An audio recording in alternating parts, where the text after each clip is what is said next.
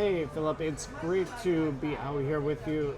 You come to Thailand a lot. Can you give me a couple reasons why you come to Thailand so often? So the first main reason why I've been coming here for over about 10 years now, the first main reason I came was because some of the best Aussies in Australia were training here. At the time I was still competing as well, and I wanted to be just exactly like them. The second reason why I always come to Thailand is that I want to experience, first I wanted to experience authentic Muay Thai, and now that I'm a coach I want my students to experience what real Muay Thai is. You know, it's rugged, it's raw, and it's just good old-fashioned hard work. And the last reason why I always come to Thailand, I think it's important to completely immerse yourself in the art. You know, that comes down to training maybe 4 or 5 hours a day, and then recovering, and then even following the sports at all the big stadiums as well. So you've been coming to Kiatphonthip a number of times. Can you tell me why and what are some of the pros and cons? I've been coming to Kiatphonthip for over 10 years now. The biggest pro about coming here is the family culture, the vibe at the gym. And for me personally, I feel that's one of the most important things when you're training at a gym. The training is authentic, it's raw, and I've just got good rapport with Rob Cox and Miss Tar who run the place as well. And the gym is well known for a couple of things. Can you tell me what those things are? The gym is definitely renowned for its food and its cooking. Miss Tara and her sister make a phenomenal feast after every single session. Also the training itself, it's just, the best way to describe it is just rugged and it's raw.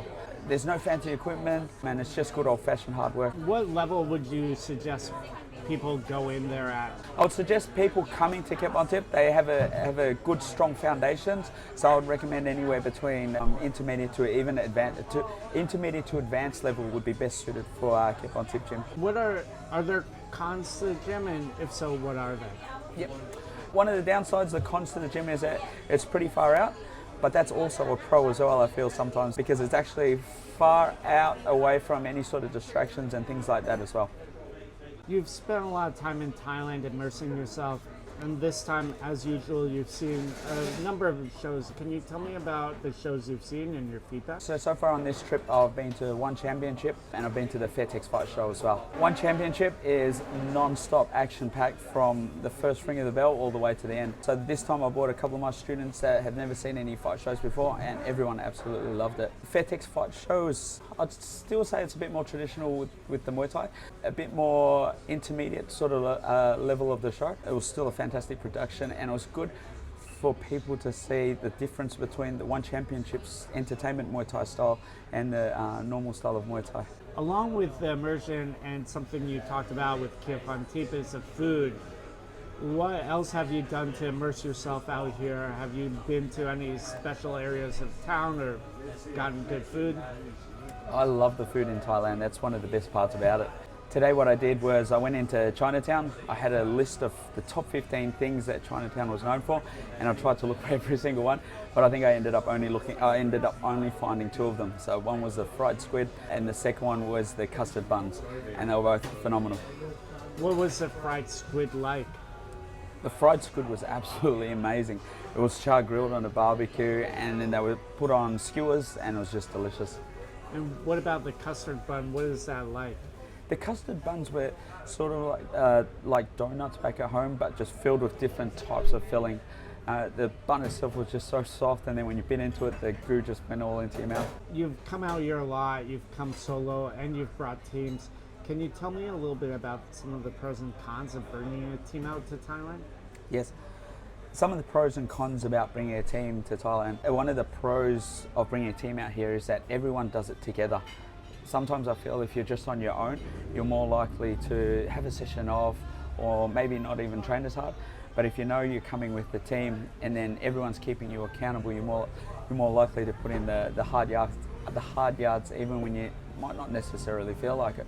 What do you think some of the cons of coming out with the team are?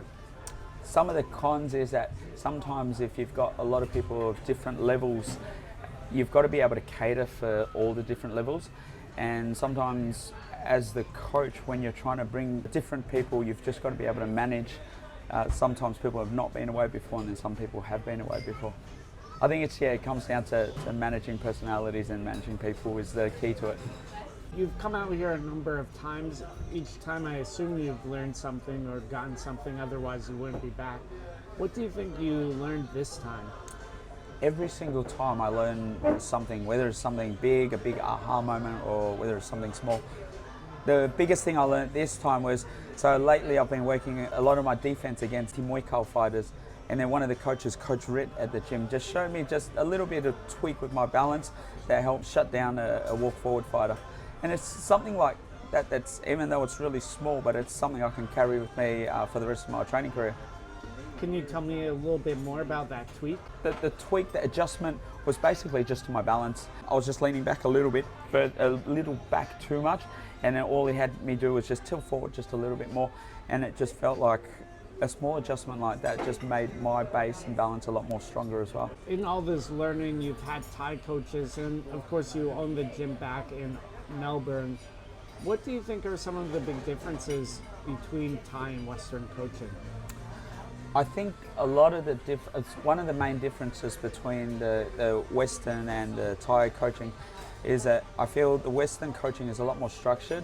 Thai style of coaching, sometimes it's left up to the own accord of the athlete. I mean, what I mean by that is that they'll tell you maybe turn your hip, but then sometimes people won't actually understand why they need to. And then I feel like the Western style of coaching, they're able to break it down just mainly because of the language barriers. So this experience in Thailand, both with Western coaching back home and then Thai coaching out here, has helped you build the sport back in Oz. But do you feel like there's ascension models in Australia right now? And if so, what are they? What is it like? Yes, I feel in Australia, especially in the state of Victoria, we've got one of the best ascension models in the country. So the way that it starts is that people come into a Muay Thai gym, they start training, they go into inter-club level, which is 70% contact versus other gyms. They go into amateur levels, where it's full contact, under full Muay Thai rules, with all the full safety gear, headgear, elbow pads and knee pads. And then after that, that's where they turn pro.